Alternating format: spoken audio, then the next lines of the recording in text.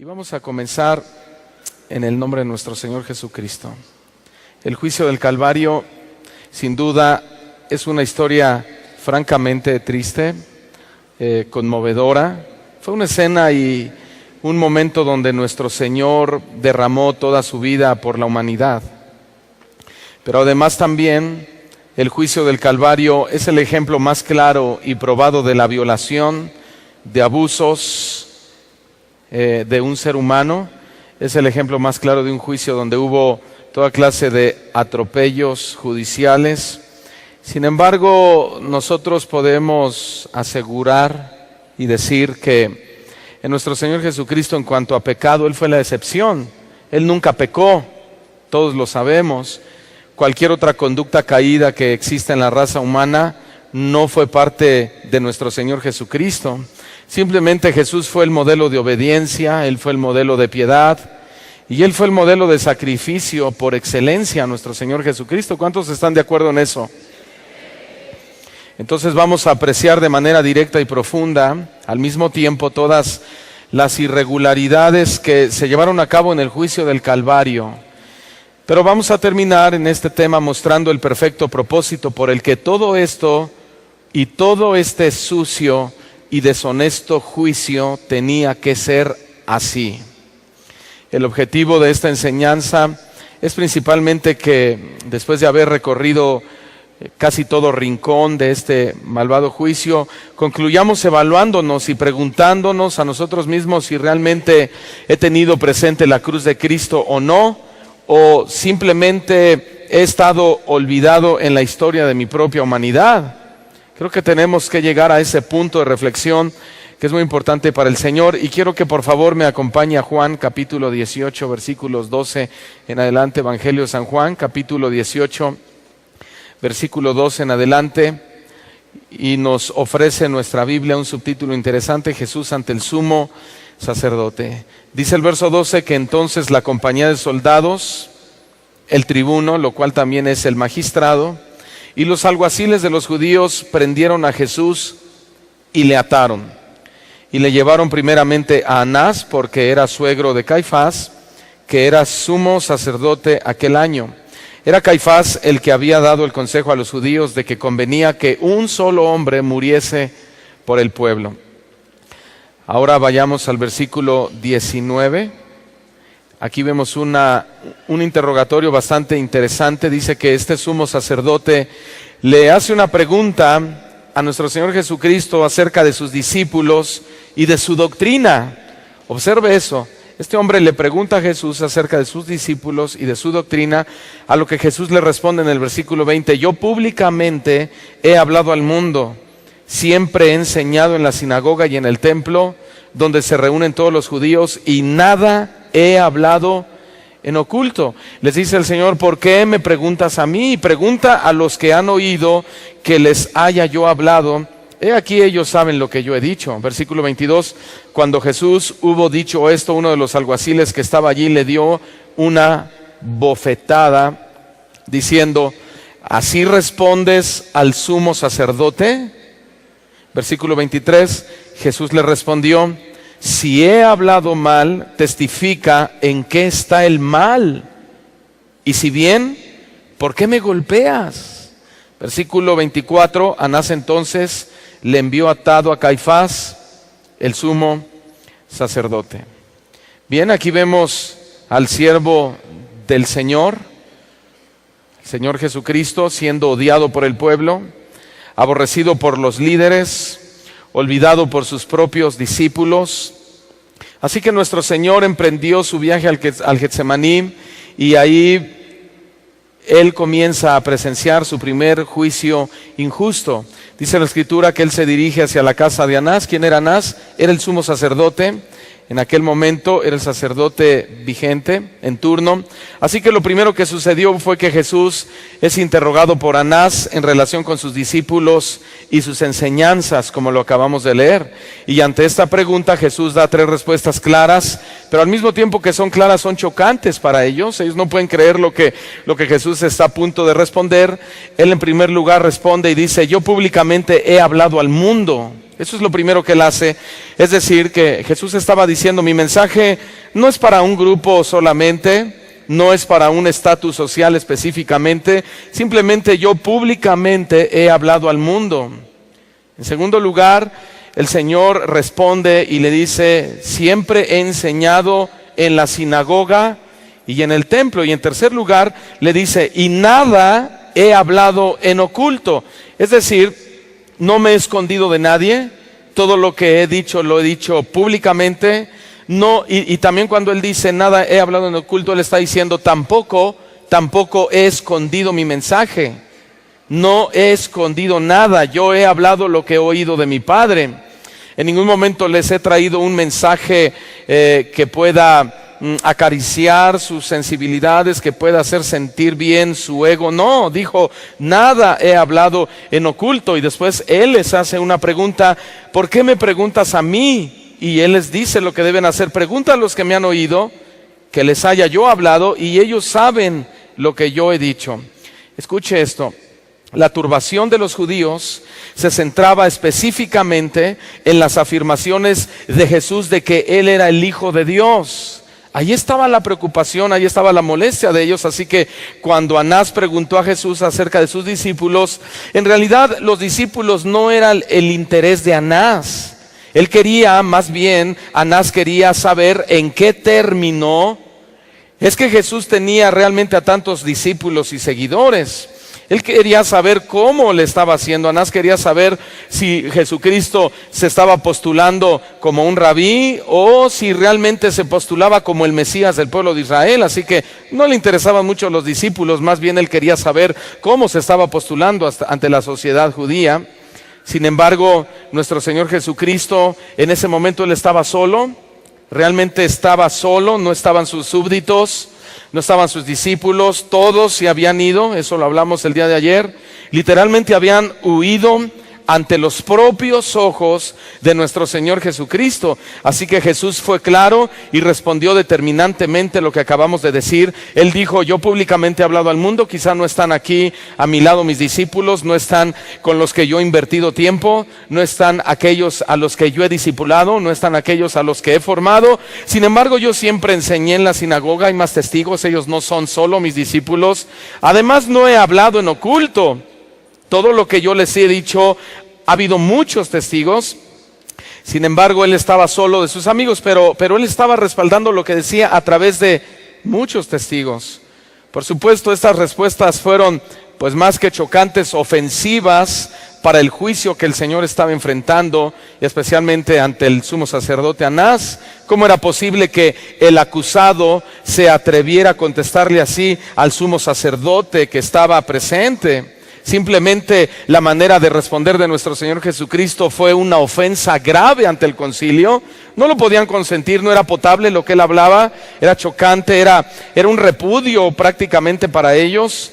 Estas respuestas que nuestro Señor dio hace más de 2000 años, sin embargo, siguen siendo las mismas respuestas que daría hoy en día. Y también siguen siendo chocantes a sus opositores.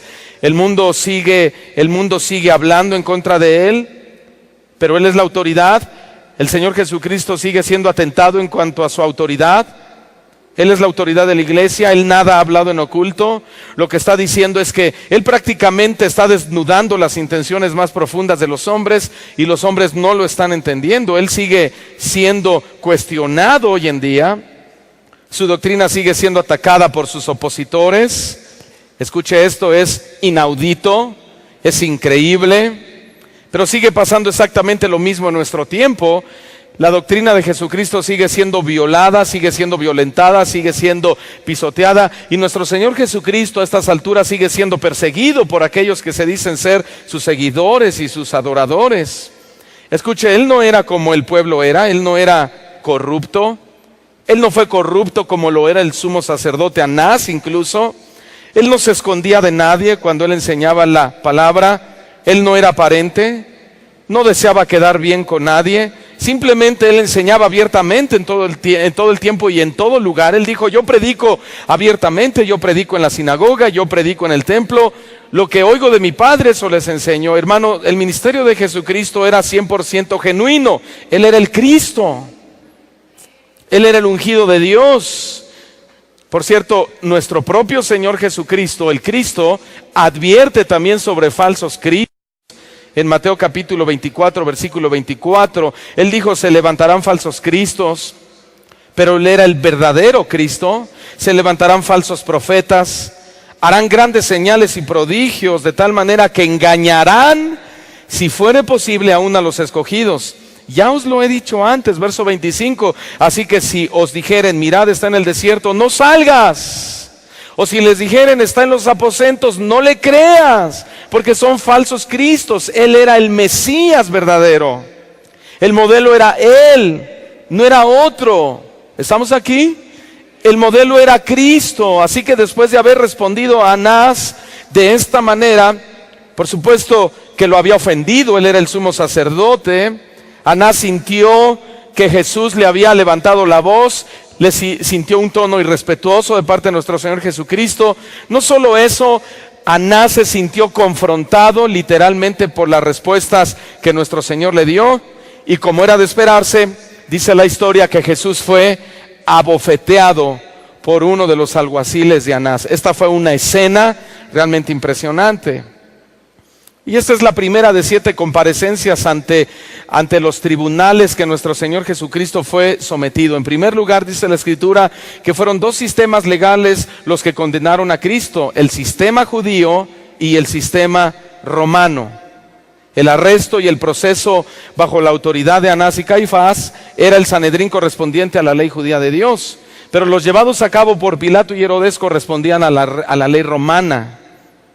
Pero lo que veremos a continuación es el juicio y el proceso más injusto que jamás se haya dado en la historia de cualquier ser humano. El juicio judío fue ilegal en muchos sentidos. En primer lugar, el juez no fue imparcial y nunca hizo algo por proteger al acusado, ni siquiera lo intentó. El proceso fue ilegal en muchos sentidos. A principio de cuentas debía haber obligatoriamente un quórum de por lo menos 23 jueces para iniciar un proceso legal. Obviamente no había quórum, no estaban esos 23 jueces. Lo que ellos querían era que Jesús fuera condenado. Los judíos querían eso. Y finalmente, escuchen bien, ese requisito no les importó quebrantarlo. Simplemente a ellos les interesaba llevarlo a la cruz.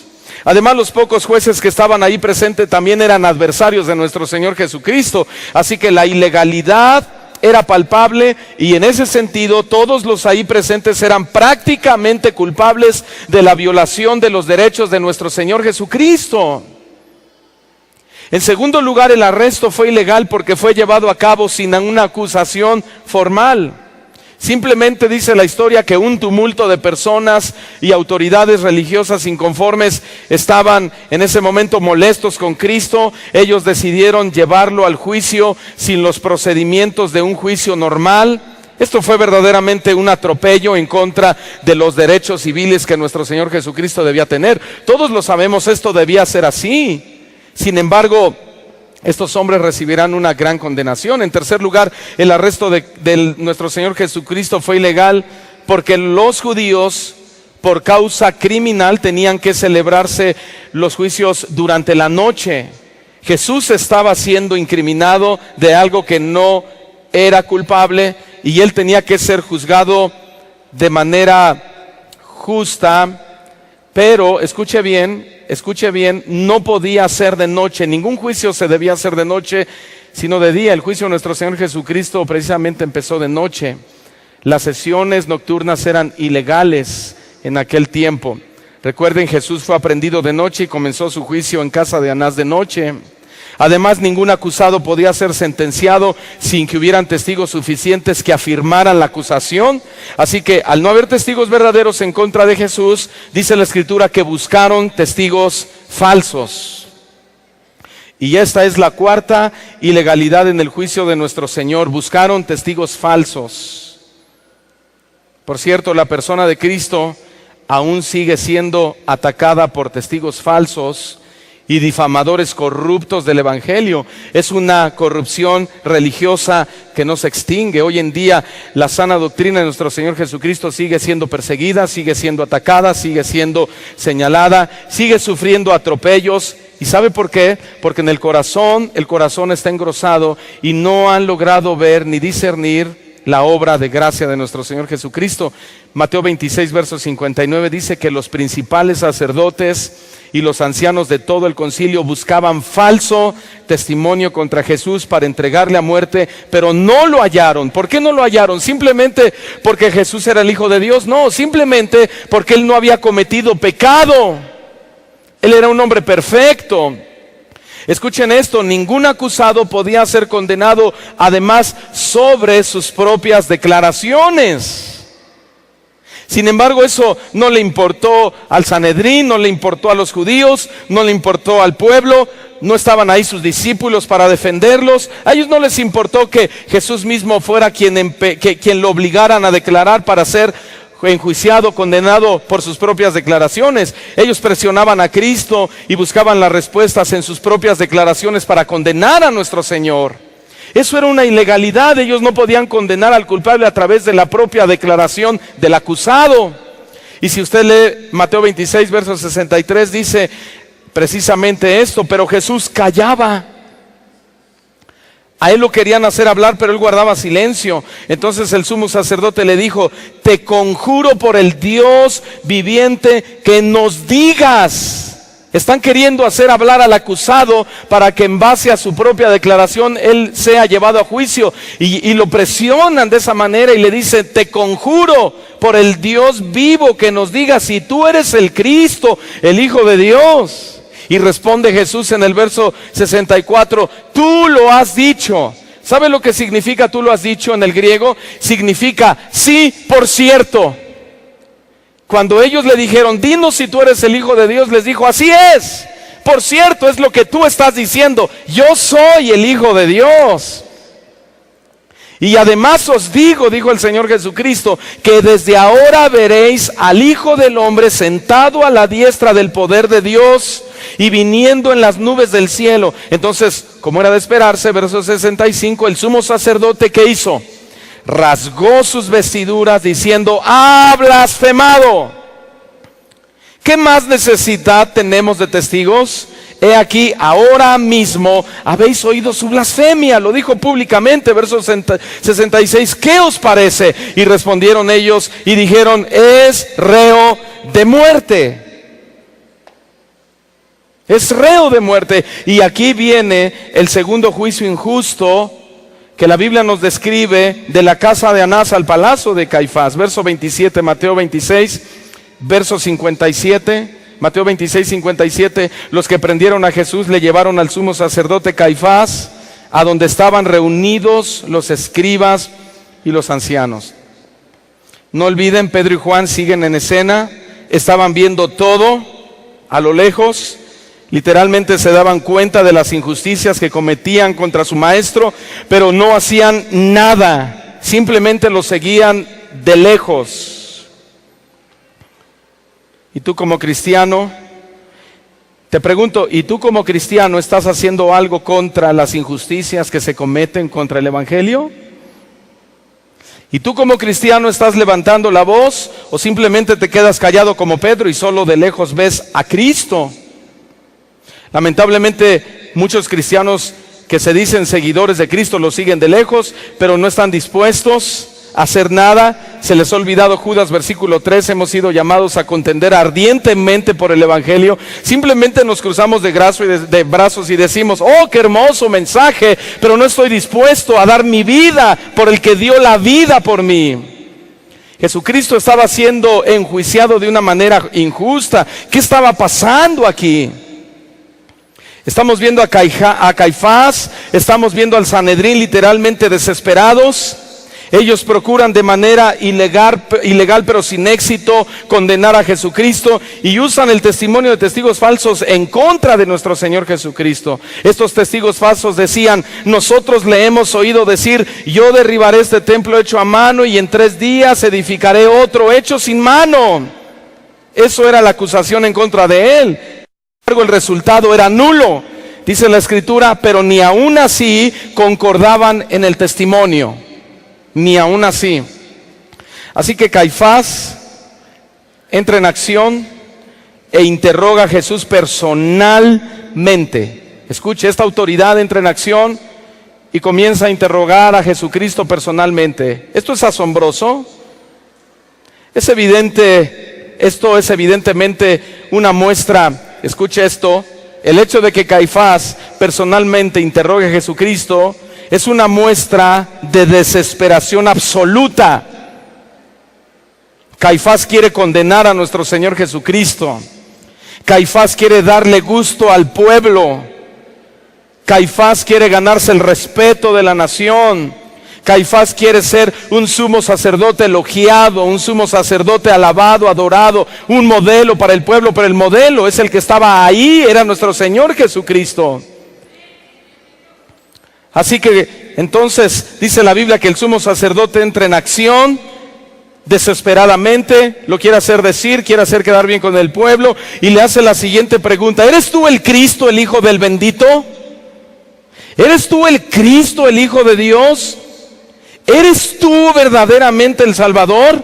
¿Y qué le responde nuestro Señor Jesucristo? Yo soy el Salvador. No eres tú, Caifás. No eres tú el modelo. No eres tú el líder supremo. El líder soy yo. Yo soy el bendito. Yo soy el Hijo de Dios. Yo soy el Salvador. Y además veréis al Hijo del Hombre sentado a la diestra del poder de Dios y viniendo en las nubes del cielo. Con Él estás hablando, Caifás.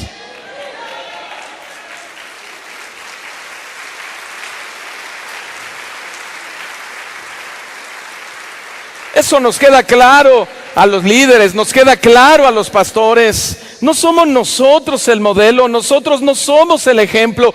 Él es el ejemplo. Él dijo: yo soy el camino. Si no sabes a dónde ir, yo lo soy, yo soy el camino. Si no sabes, no has encontrado la verdad, yo soy la verdad. Si no quieres ir al infierno, yo soy la vida. Tienes que venir a mí.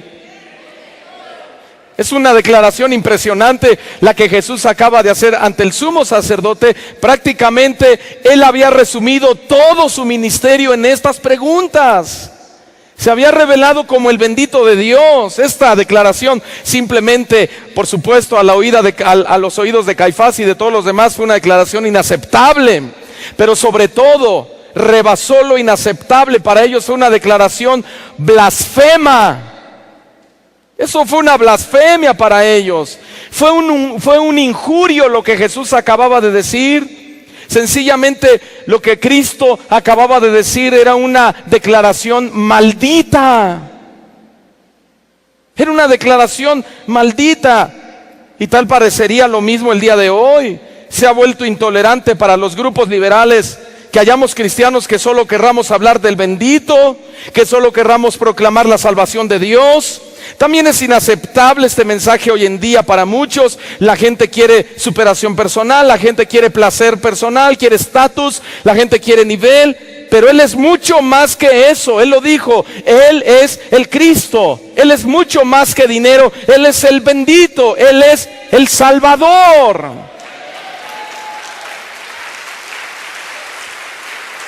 Esa es nuestra hambre.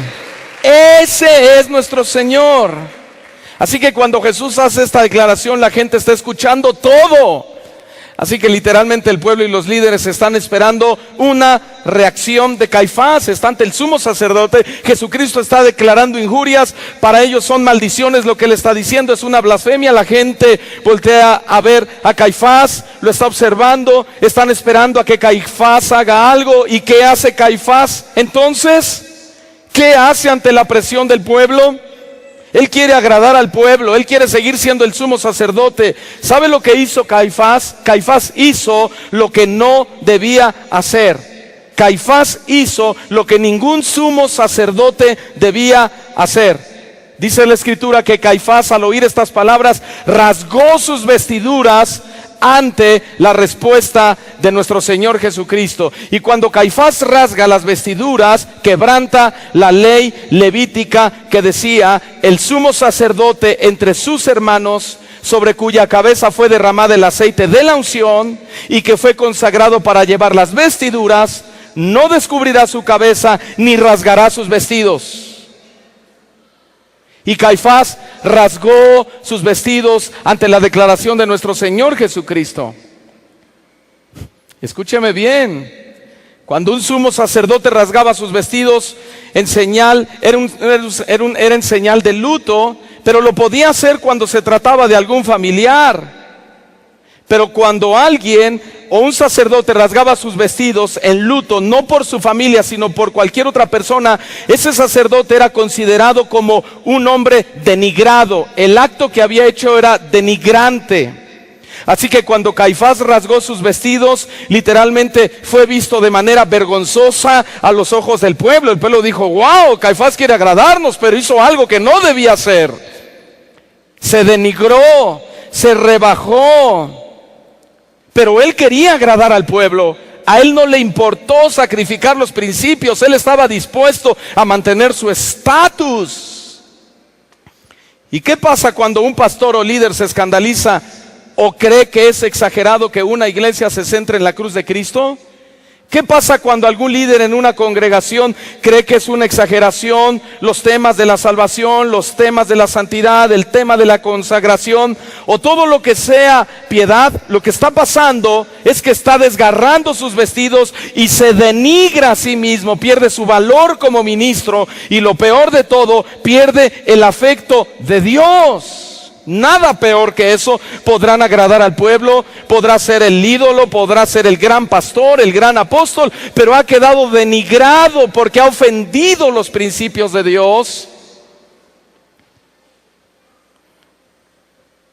Sin embargo, Caifás me parece que se da cuenta del grave error que acaba de cometer, pero de inmediato quiere justificar su transgresión.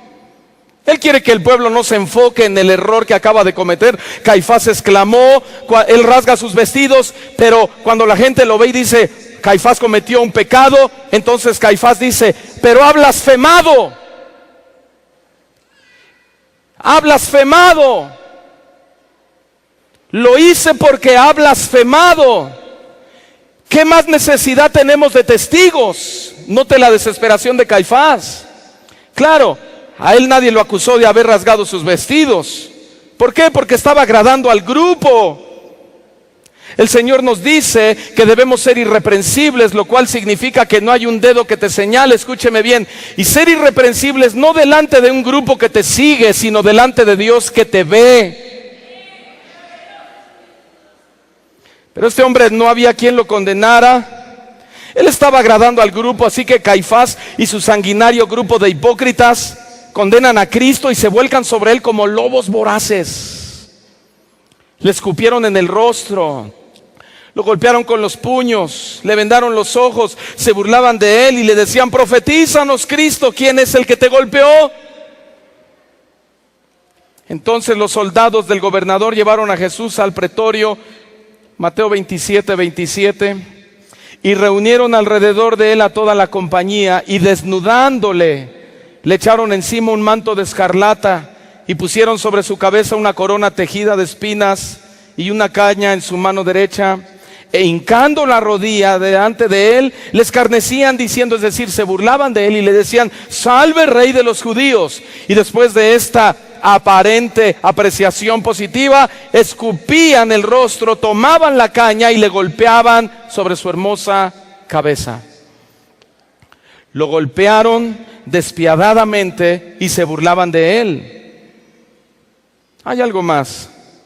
Lo azotaron, le escupieron su maravilloso rostro, le escupieron su divino rostro. Todo esto sin duda fue muy doloroso, pero el cumplimiento de la profecía de Isaías 56 que decía: di mi cuerpo a los heridores y mis mejillas a los que me mesaban la barba. No escondí mi rostro de injurias y de esputo. ¿Sabe lo que significa esto? Mucosidades. Jesús está diciendo, di mi cuerpo para que me hirieran. Yo di mis mejillas a los que me jalaban la barba. No escondí mi rostro de injurias y de mucosidades. Y aquí viene de nuevo Pedro, el discípulo que dijo que nunca jamás haría. Y esta es una maravillosa historia. Escuche bien. Esta es una maravillosa historia que tan solo describe la bajeza y la inutilidad de un hombre que simplemente no puede serle fiel a Dios por sí mismo, a menos que venga del Padre. Pedro niega a su Señor, lo niega, pero esto tenía que ser de forma natural. Mateo 26, 69, Pedro estaba sentado fuera en el patio, se le acercó una criada y le dijo, tú también estabas con Jesús el Galileo.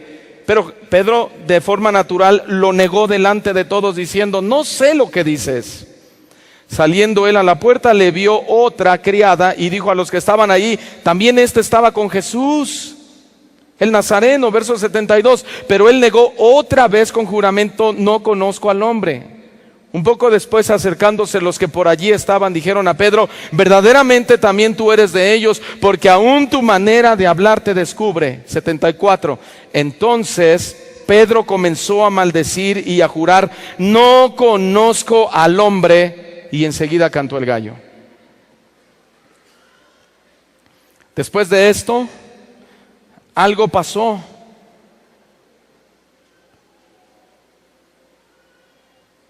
Algo sucedió. Una mirada soberana impacta los ojos de Pedro. El Señor se vuelve y mira a Pedro. Jesucristo soberanamente había escuchado los juramentos y las maldiciones de Pedro y con mucha tristeza volteó y vio a su discípulo. Sin lugar a dudas, este hecho le causó mucho dolor a Pedro.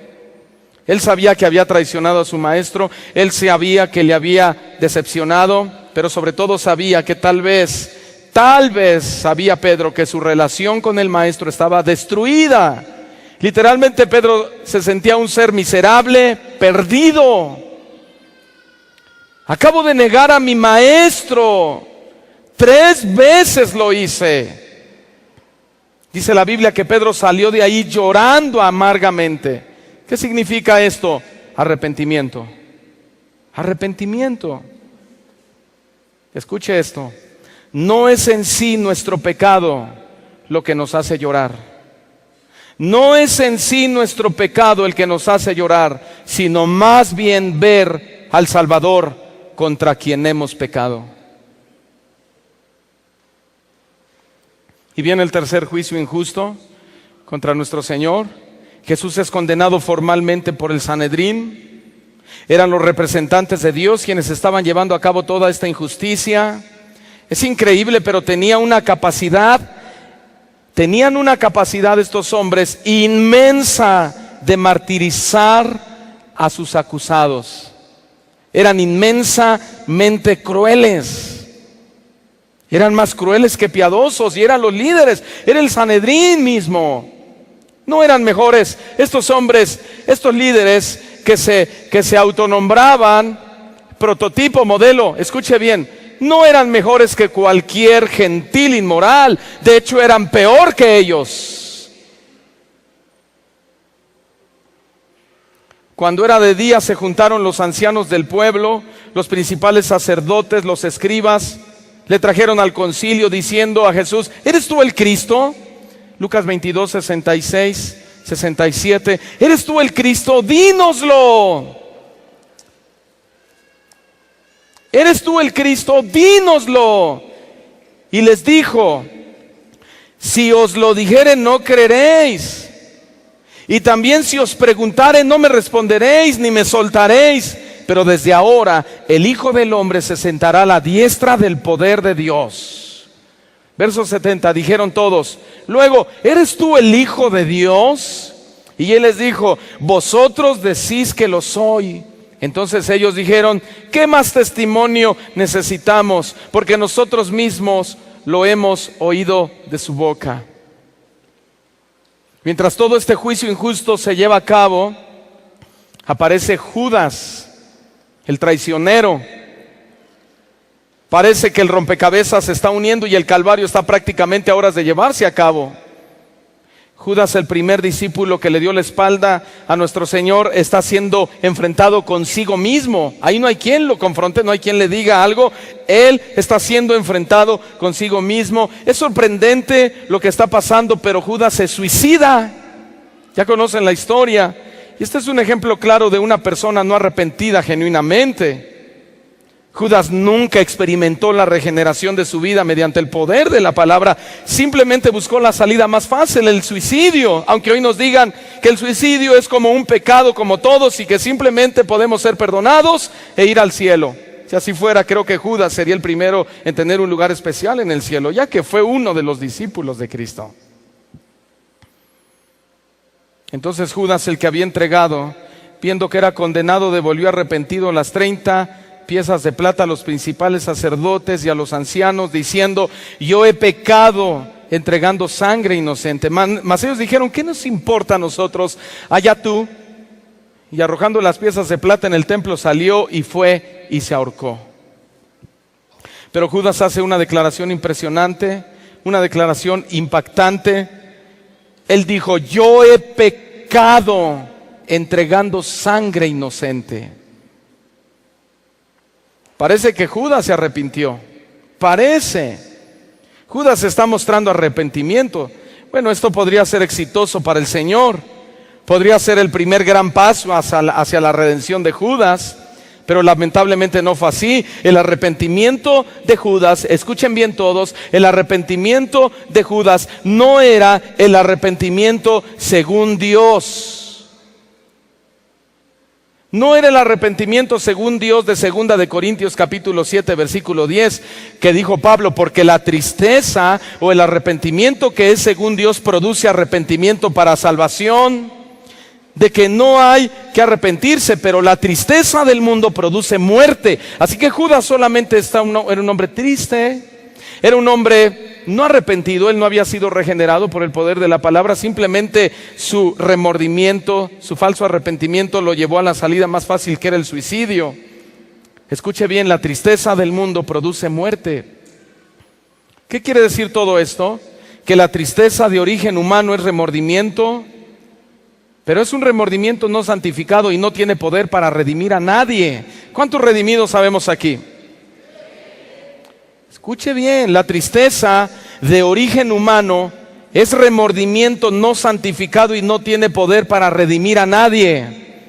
Para muchos no es más que el orgullo herido por haber sido sorprendidos en un pecado y no haber podido satisfacer sus deseos carnales. Esta clase de tristeza solo produce culpabilidad, vergüenza, desesperación, depresión, lástima por uno mismo y desesperanza, y al final la muerte.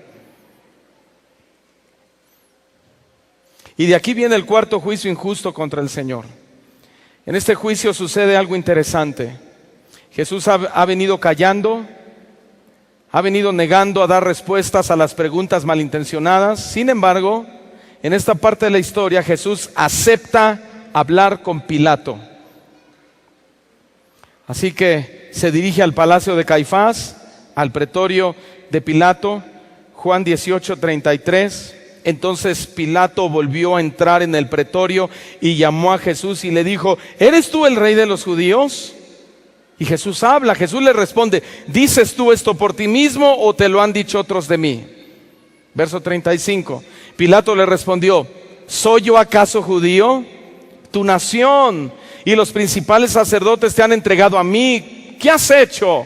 Verso 36. Respondió Jesús: mi reino no es de este mundo. Si mi reino fuera de este mundo, mis servidores pelearían para que yo no fuera entregado a los judíos. Pero mi reino no es de aquí. Le dijo entonces Pilato: luego, ¿eres tú rey? Responde Jesús: tú dices que yo soy rey. Yo para esto he nacido y para esto he venido al mundo, para dar testimonio a la verdad.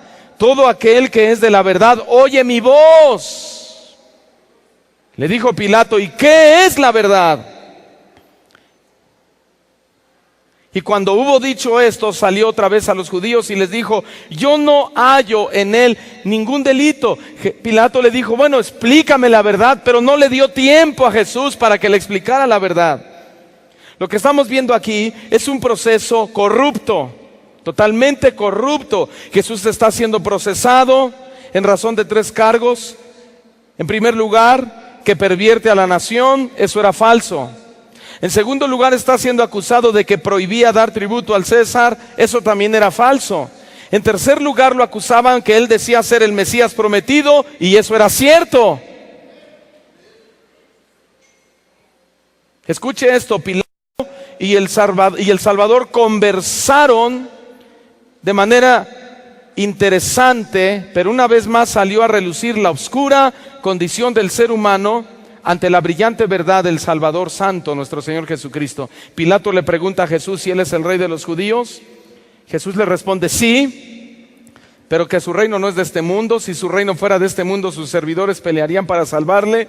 Jesús le dice a Pilato que Él había venido al mundo para dar testimonio de la verdad. Es toda una conversación. Pilato le pregunta qué es la verdad, y cuando Jesús tal vez está a punto de explicarle qué es la verdad, en qué consiste su verdad, sale antes de que el Salvador pudiera responderle. Y así hay muchos cristianos hoy en día. El Señor es la verdad, y cuando el Señor te habla la verdad, hay muchos cristianos que se dan la media vuelta y se van simplemente porque la verdad es muy fuerte para ellos. Pero la Escritura dice claramente que nosotros somos la columna y baluarte de la verdad del edificio de Dios. Nosotros, la iglesia, ¿entiende eso? Usted y yo somos poseedores de la verdad. La gente debe ver en nosotros la verdad de Cristo. La gente debe oír de nosotros la verdad de Cristo. Este es un lugar donde se debe hablar la verdad de Cristo. Somos edificio y baluarte de la verdad. Todos deben oír la verdad. Apenas la gente llegue a un lugar como esto, su corazón debe quedar expuesto a la verdad del Evangelio. Yo le aseguro que eso es lo que iba a hacer Jesús con Pilato, pero él se dio la media vuelta y se fue. No le interesó oír la verdad. ¿A mí qué me importa la verdad? Y de ahí pasa nuestro Señor Jesucristo del pretorio de Pilato al palacio de Herodes. Este es el 5º juicio injusto de nuestro Señor Jesucristo. El pasaje paralelo de Lucas 23:7 dice que al saber que era de la jurisdicción de Herodes, le remitió Herodes, que en aquellos días también estaba en Jerusalén. Herodes, viniendo a Jesús, se alegró mucho. Mire, se alegró mucho. ¿Fue honesta su alegría de Herodes? Herodes viendo a Jesús, se alegró mucho, porque hacía tiempo que deseaba verle, porque había oído muchas cosas acerca de él y esperaba verle hacer alguna señal. Y le hacía muchas preguntas, pero Jesús nada respondía. Y estaban los principales sacerdotes, los escribas, acusándole con gran vehemencia. Entonces Herodes con sus sacerdotes y los escribas, acusándole con gran vehemencia. Verso 11. Entonces Herodes con sus soldados le menospreció y escarneció, vistiéndole de una ropa espléndida, y volvió a enviarle a Pilato. Y se hicieron amigos Pilato y Herodes aquel día, porque antes estaban enemistados entre sí. Bueno, estamos viendo aquí estamos viendo aquí al político clásico que le encanta que el pueblo se le subyugue y que lo divierta si es que desea obtener algún favor de él. A ver, Jesús, diviérteme, hazme un milagro. Eres muy famoso, eres muy popular, tú hablas de parte de Dios. Haz algo, si es que quieres que yo te libere de este juicio injusto. Tú puedes agradarme y yo soy un político, era un político corrupto, era un líder corrupto, era un guía corrupto. Así que si quieres librarte de esto, hazme un favor, hazme un milagro. Pero escuche esto, Jesús no era así. Jesús tenía que ir a la cruz y él no estaba dispuesto ni siquiera a hablar con él ni una sola palabra. Este es nuestro Salvador, hermanos. Él no se prestó, no prestó su vida, no prestó su ministerio. Él no prestó lo que Dios le había dado para corromperse, para lograr algo. Este es nuestro Salvador. Es alguien que no está dispuesto a negociar nada con el hombre. Este es nuestro Mesías. Escuche, lo voy a repetir. Es alguien que no está dispuesto a negociar absolutamente nada con el hombre. Simplemente no está dispuesto. Él es el Señor. Así que Herodes había oído bastante acerca de él y deseaba verle desde hacía mucho tiempo. ¿Por qué deseaba verlo? ¿Cuál era su plan? ¿Qué deseaba del Señor? Ya lo hemos dicho, él confiaba que Jesús podía realizar algunos milagros para su entretenimiento, quizá una sanidad, quizá un milagro de prosperidad, yo qué sé. Así que Herodes se introduce haciéndole muchas preguntas, pero su sorpresa fue que el Salvador no le responde ni una sola pregunta. Simplemente se queda callado. Simplemente nuestro Señor no está obligado a responder ninguna pregunta incitadora. No estuvo dispuesto y no está dispuesto a responder preguntas incitadoras. Simplemente nuestro Señor no está obligado a responder ninguna oración que esté fuera de su voluntad. Escuche bien, Él no estuvo disponible para entretener a Herodes, ni tampoco lo está hoy en día. Él es Dios y no necesita demostrárselo a nadie. Él es hermoso en sí mismo. Él es poderoso en sí mismo. Él es Dios y no necesita demostrárselo a nadie. A nadie. ¿Cuántos creen que Él es Dios?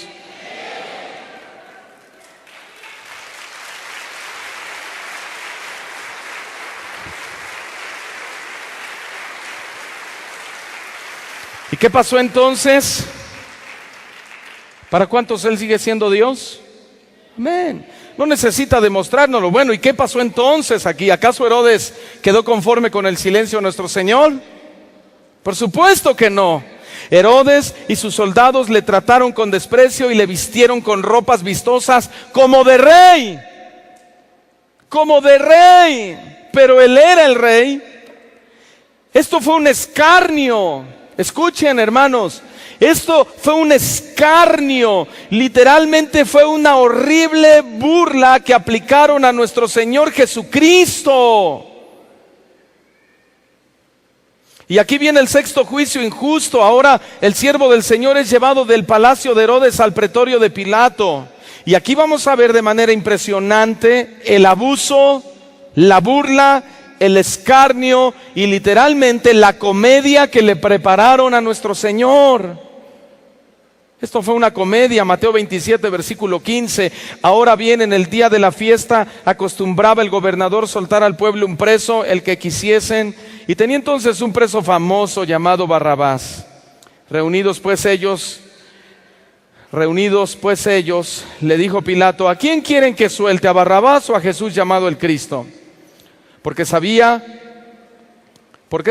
que por envidia le habían entregado. Verso 21. Y respondiendo el gobernador les dijo: ¿a cuál de los dos queréis que os suelte? Y ellos dijeron: a Barrabás. Pilato les dijo: ¿qué pues haré de Jesús llamado el Cristo? Todos le dijeron: crucifíquenle. Y el gobernador les dijo: pues qué mal ha hecho. Pero ellos gritaban aún más diciendo: sea crucificado.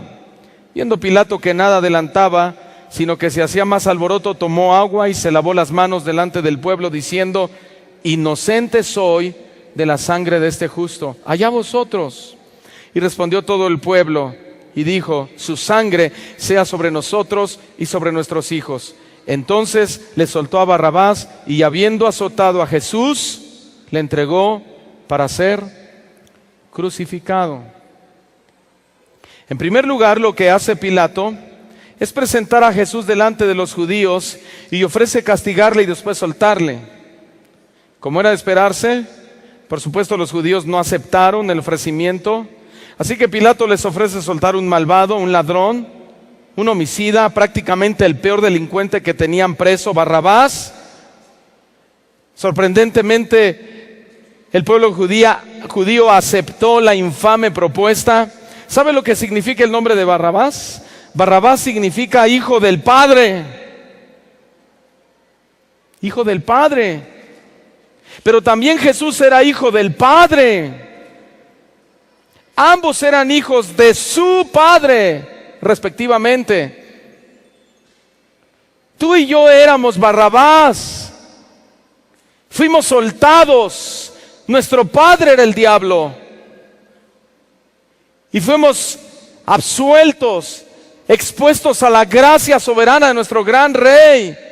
Y el Señor no abrió su boca, fue como cordero al matadero, dijo: suéltenlos a ellos, que el castigo de su paz sea sobre mí. Quiero que por mi llaga ellos sean curados de su pecado, eso quiero. Era infame lo que estaba sucediendo, pero así tenía que ser. Y aquí comienza el momento más doloroso, el momento más triste, el momento más tormentoso que jamás haya pasado el siervo del Señor. Los judíos literalmente exigen la crucifixión de Jesús. Lo primero es que Pilato lo entrega a los soldados para que lo azoten en un intento de aplacar a los judíos. Pero estos se burlan de él y le colocan una corona de espinas sobre su cabeza, clavándola con fuerza. En ese momento es evidente que los judíos están sedientos de sangre. Ellos continúan demandando la muerte de Cristo. Ellos siguen alegando que Él decía que era el Hijo de Dios. Esa era su alegata. Era tal la turba y la presión que ejercían los judíos aún sobre Roma, que literalmente le gritaban a Pilato y le decían: si a este sueltas, no eres amigo de César. Presionaban sobre Roma: si tú sueltas a este que se dice ser hijo de Dios, no eres amigo de César. Pero vea la declaración tan profunda que hace Pilato. Es una declaración que ni siquiera él entendió. Y él les dijo: ¿a vuestro rey he de crucificar? Y ahora escuche la respuesta vil y menospreciable que hacen los judíos: no tenemos más rey que César. No puede haber nada más triste y condenatorio que eso. Entonces este gobernador incapaz, que no supo encauzar el juicio de manera legal y justa, pronunció la declaración más ineficaz y torpe que jamás se haya escuchado decir en público: inocente soy yo de la sangre de este justo, allá vosotros. ¿Eso fue una torpeza? ¿Qué hicieron los judíos? Los judíos, sedientos de su sangre, clamaron vociferadamente y violentamente: que su sangre sea sobre nosotros y sobre nuestros hijos. Hermanos, en ese instante Pilato condena oficialmente a muerte a Jesús y suelta a Barrabás. Y aquí tenemos ahora el séptimo juicio injusto contra nuestro Señor Jesucristo. Aquí viene la descripción de lo que algunos teólogos han llamado la comedia del Calvario. La comedia del Calvario. Jesús es llevado del pretorio de Pilato al cuartel de los soldados romanos. Ahora está en manos de verdaderos verdugos, hombres desalmados, hombres brutales, literalmente carniceros, que golpean y hieren a Jesús sin misericordia alguna. Marcos 15, versículo 16. Entonces los soldados le llevaron dentro del atrio, esto es, al pretorio, y convocaron a toda la compañía. Le vistieron de púrpura, le pusieron una corona tejida de espinas. Comenzaron luego a saludarle diciendo: salve, rey de los judíos, y le golpeaban en la cabeza con una caña y le escupían, y puestos de rodillas le hacían reverencias. Después de haberle escarnecido, le desnudaron, le quitaron su vestido de púrpura, le pusieron sus propios vestidos y lo sacaron para crucificarle.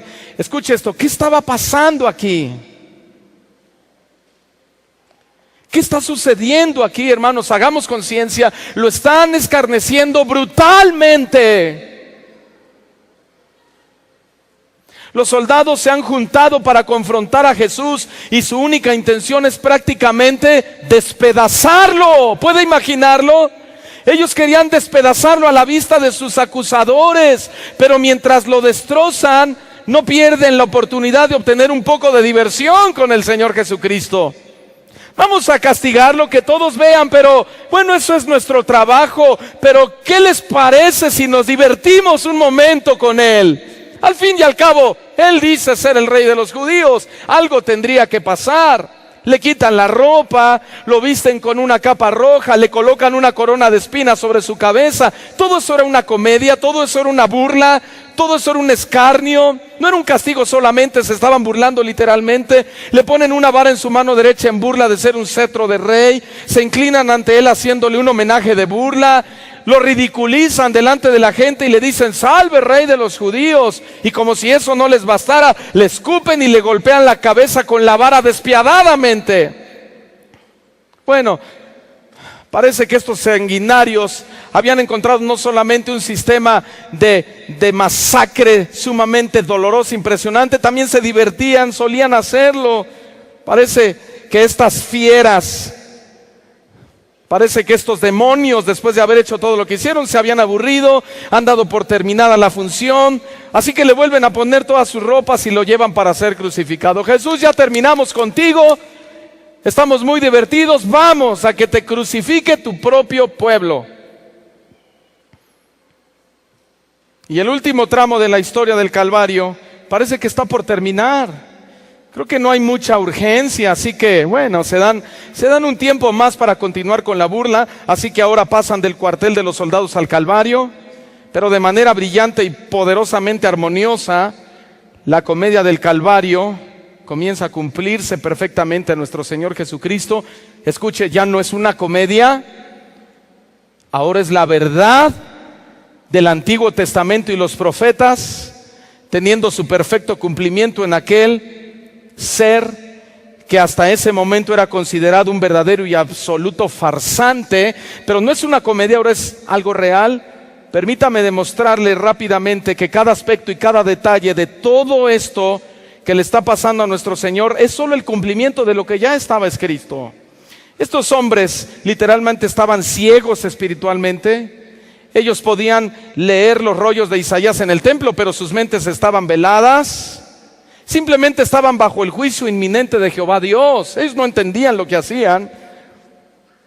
Su primer cumplimiento, nuestro Señor, dice la Biblia, que sería crucificado entre dos malhechores. Isaías 53, verso 12. Por tanto, yo le daré parte con los grandes y con los fuertes repartirá despojos, por cuanto derramó su vida hasta la muerte y fue contado con los pecadores. ¿Recuerda? Él estaba al centro. A su lado derecho y a su lado izquierdo había dos pecadores. Él fue contado con los pecadores, habiendo él llevado el pecado de muchos y orado por los transgresores. Impresionante, nuestro Señor Santo fue contado con los pecadores. En su sentido original significa que fue considerado pecador. Lo asombroso de esto es que fue catalogado pecador, no porque hubiera cometido pecado, sino porque llevó nuestros pecados. Isaías 53, versículo 6, todos nosotros nos descarriamos como ovejas, cada cual se apartó por su camino, mas Jehová cargó en él el pecado de todos nosotros. En él. ¿Cuántos dan gracias a Dios por esto, hermanos? Escuche esto, el segundo cumplimiento es que le darían a beber vinagre. Salmo 69, versículo 19, es una profecía impresionante. Dice: tú sabes mi afrenta, mi confusión y mi oprobio. Delante de ti están todos mis adversarios. Verso 20, el escarnio ha quebrantado mi corazón y estoy acongojado. Esperé quien se compadeciese de mí, no lo hubo, y consoladores y ninguno hallé. Me pusieron además hiel por comida, y en mi sed me dieron a beber vinagre. Es una profecía cumplida. ¿Sabe lo que era la hiel? La hiel era una hierba ponzoñosa. Eso era la hiel.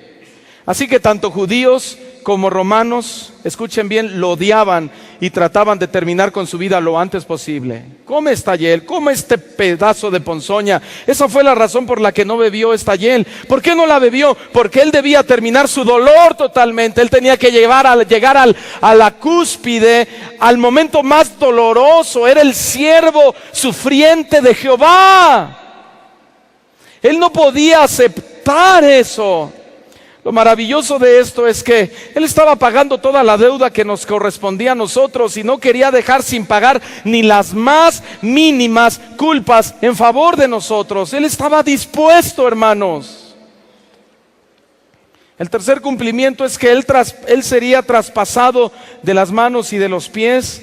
Está profetizado en el Salmo 22:16, porque perros me han rodeado, me ha cercado cuadrilla de malignos, horadaron mis manos y mis pies. Después Zacarías 12:10, y derramaré sobre la casa de David y sobre los moradores de Jerusalén espíritu de gracia y de oración, y mirarán a mí, a quien traspasaron. Oiga esto, y llorarán como se llora por hijo unigénito, afligiéndose por él como quien aflige por el primogénito. Ese es nuestro Señor Jesucristo.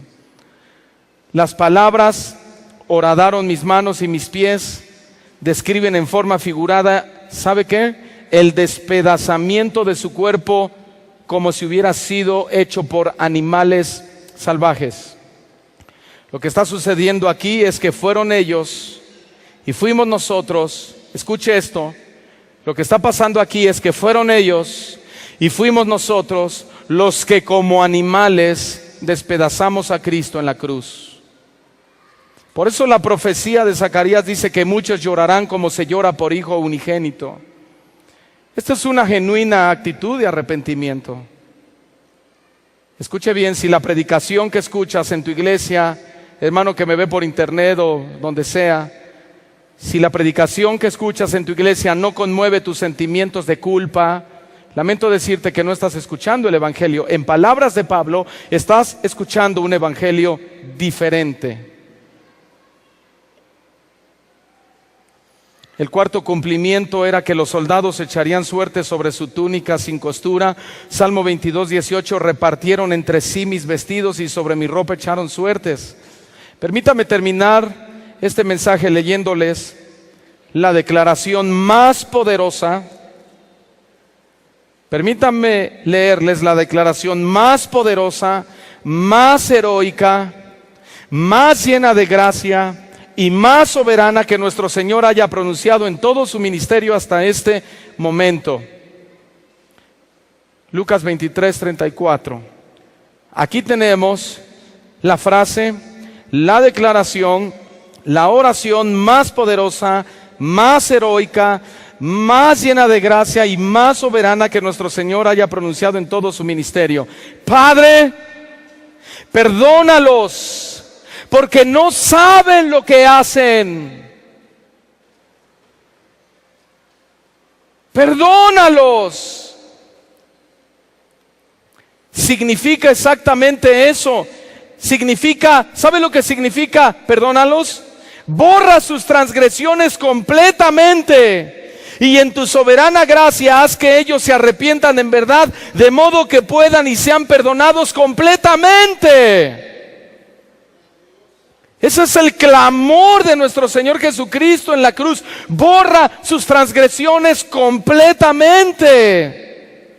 Esta declaración pareciera como si fuera un cheque en blanco de perdón para todos los que estaban participando en la crucifixión de nuestro Señor Jesucristo. Pero sabemos por supuesto que no fue así. No fue así, no era un cheque en blanco, porque el perdón solo podía venir por medio de la fe. No era, bueno, ya lo llevamos a la cruz, Él ya clamó, así que yo ya soy perdonado, puedo vivir como se me pegue la gana. No, Pablo dijo, porque por gracia sois salvos por medio de tu fe. Y esto no de vosotros, pues es don de Dios, no por obras para que nadie se gloría. Ni siquiera el sentido de creer, ni siquiera el sentido de abrazar la cruz puede venir de ti mismo. Esto es un don de Dios puesto en ti soberanamente y sobrenaturalmente e inmerecidamente. Si tú hoy crees en Él, no es porque tú decidiste creer. Él puso el don en ti para creer, don de fe. Así que la condición de nuestro Salvador de ser sin pecado queda demostrada en el versículo. Escuche esto, hermanos. Quedó demostrada en el versículo la condición de Jesucristo de ser sin pecado. Es decir, el ser una persona sin pecado quedó demostrado en el versículo. Él no oró diciendo, Padre, perdóname. Él no necesitaba perdón porque nunca cometió pecado. Él dijo, perdónalos.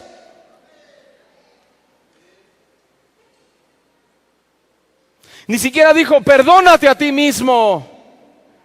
Eso no sirve. Eso no es verdad.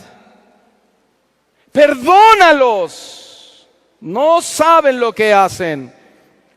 En resumen, esta oración hecha por nuestro Señor significa que ningún hombre será excusable, sino más bien perdonable. Eso sí. 1 Timoteo 1:13, termino. Habiendo yo sido antes blasfemo, dijo Pablo, perseguidor e injuriador, mas fui recibido a misericordia porque lo hice por ignorancia en incredulidad.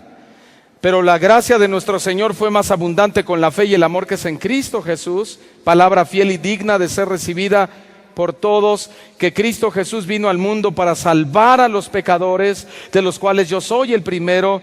Pero por esto fui recibido a misericordia, para que Jesucristo mostrase en mí el primero,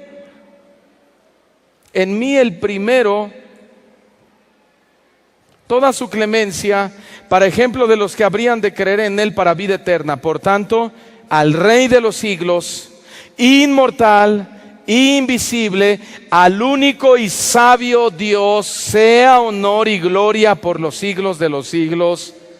Amén.